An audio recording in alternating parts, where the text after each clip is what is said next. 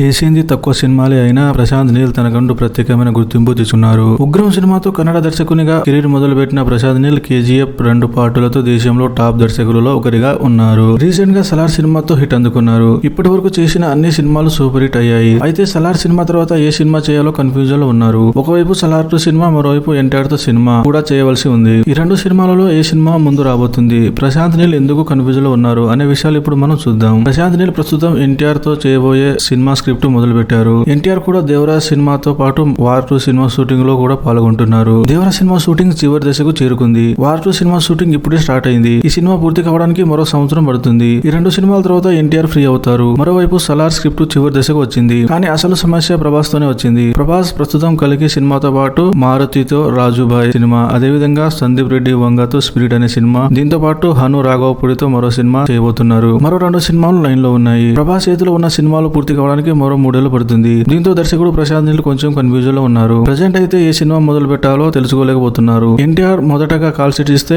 NTR తో cinema చేయడానికి రెడీగా ఉన్నారు. అదేవిధంగా మొదట ప్రభాస్ కాల్ షీట్ దొరికితే సలార్ 2 సినిమా మొదలు పెట్టనున్నారు. ఈ 2 సినిమాల తర్వాత ప్రశాంత్ నీల్ రామ్ చరణ్ తో సినిమా చేయబోతున్నారు. దీంతో పాటు KGF 3 సినిమా కూడా లైన్ లో ఉంది. ప్రశాంత్ నీల్ చేయబోయే అన్ని సినిమాలపై భారీ అంచనా నెలకొన్నాయి. అయితే అందుతున్న సమాచారం మేరకు ప్రశాంత్ నీల్ సలార్ 2 సినిమా వచ్చే ఏడాది మొదలు పెట్టనున్నారని తెలుస్తుంది.